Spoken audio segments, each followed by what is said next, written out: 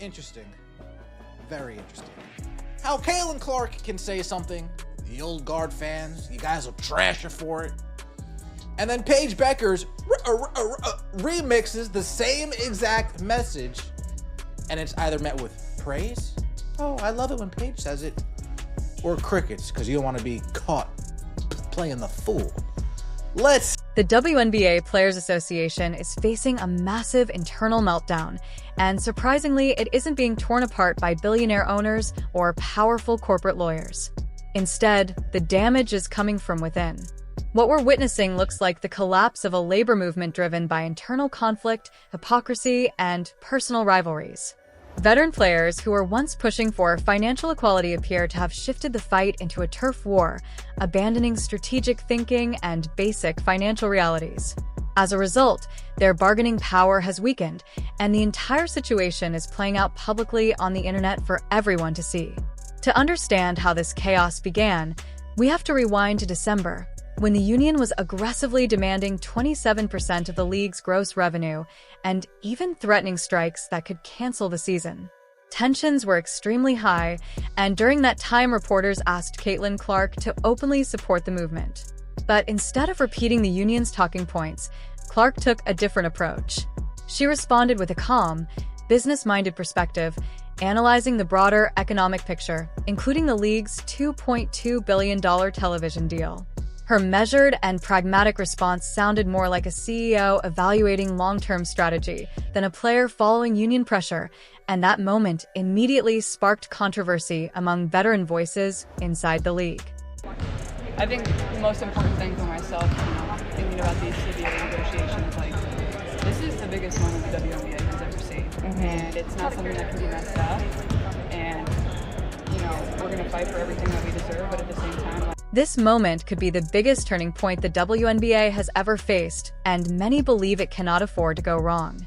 At its core, the solution seems simple: play basketball. That is how the league generates money and keeps the entire system alive. Caitlin Clark understood that reality perfectly. She recognized the fundamental rule of sports entertainment: you cannot maximize revenue if the product disappears. If a season is canceled, casual fans drift away, television networks reconsider their investments, and corporate sponsors start pulling back. Clark was essentially warning that shutting everything down could damage the league's financial future. She argued that compromise was necessary and that the game itself had to remain on the court. It was widely seen as one of the most practical and business-focused perspectives during the long negotiation period. However, instead of being praised, her comments sparked strong backlash. Critics accused her of undermining the union's position and argued that her success and endorsement deals distanced her from the struggles faced by other players. As the negotiations moved closer to the March 10th deadline, pressure across the league intensified. Concerns about missed paychecks and an uncertain season began creating tension inside locker rooms, and the unity of the Players Association appeared to be under strain. Around this time, another rising star, Paige Bueckers, stepped into the spotlight to speak about the same collective bargaining situation.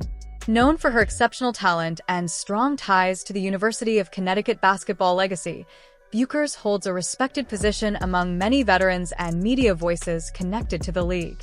When she addressed the issue publicly, fans and analysts quickly compared her comments with Clark's earlier remarks, sparking a new wave of debate about leadership, strategy, and the future direction of the WNBA. Implemented for us to move on our stance, and so we as players, we don't want to strike. We want to have a season. I love playing basketball. That's all I want to do. But again, there's things that need to be handled, and we want to do it as professionals. At this point, Paige Bueckers made it clear that she didn't want to strike and instead hoped the league would have a full season. She emphasized how much she loves playing basketball and said that the goal is to continue doing it professionally. When you pause and examine that message closely, it reflects the same core idea that Caitlin Clark had shared months earlier: the belief that keeping the game on the court is essential for the league's growth and stability. Both perspectives highlighted the importance of compromise and suggested that a prolonged strike could hurt the business side of the sport. What made the situation interesting to many fans was the reaction that followed. Earlier comments from Clark had sparked intense criticism and debate across media and social platforms. However, When Bueckers expressed a similar viewpoint, the response from many veteran voices and commentators appeared far more muted. This contrast quickly became a major talking point online, with fans discussing whether there was a noticeable double standard in how different players' opinions were received. Social media discussions exploded, with many supporters calling for consistency and accountability in how media narratives and player comments are judged within the WNBA conversation.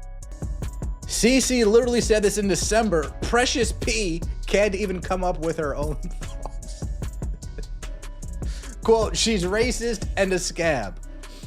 It's okay when she says it, but not when Caitlyn does. The debate around the WNBA labor negotiations intensified when fans began comparing reactions to comments made by different players. Earlier in the season, Caitlin Clark made a statement emphasizing that the league needed to keep playing basketball because the game itself is what drives revenue, fan interest, and long-term growth. Her comments sparked strong criticism from some voices who believed she was undermining union solidarity. Months later, Paige Bueckers expressed a similar sentiment, saying she hoped the league could avoid a strike and continue playing because she simply loves the game and wants the season to happen. The similarity between the two messages quickly became a major topic online, with many fans debating whether the reactions revealed a double standard in how players' opinions are treated.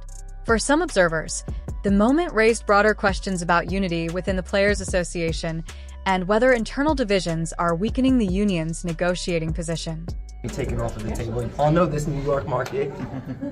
that $200,000 jump that players are going to make, that's before taxes, that's before what they would have to pay for a potential housing market in this. At the same time, the financial side of the negotiations has become another major point of controversy. Ownership groups reportedly proposed significant increases to the salary cap that could substantially raise the earnings of many veteran players. While supporters see this as a major step forward compared with previous salaries, others argue that the broader conversation about pay must also include factors such as taxes, living costs, and the overall revenue structure of the league. Comments from veteran guard Natasha Cloud about the realities of expenses and cost of living sparked heated debate online, with critics saying professional athletes should expect to manage taxes and housing like any other high-earning professionals. Supporters, however, argue that players are simply pushing for a larger share of the league's growing revenue as the WNBA expands its media deals and popularity. These disagreements highlight a deeper divide between perspectives inside the league. Some players and fans believe the priority should be reaching a compromise quickly so the season can move forward and the league can continue building momentum with fans, television partners, and sponsors. Others feel that long-term financial equity and improved working conditions are worth pushing harder for during collective bargaining negotiations. With an important deadline approaching, the pressure on both the league and the Players Association continues to grow. Whether the final outcome leads to a compromise deal or further tension, the situation has sparked one of the most intense conversations about business, labor strategy, and the future of the WNBA that the sport has ever seen.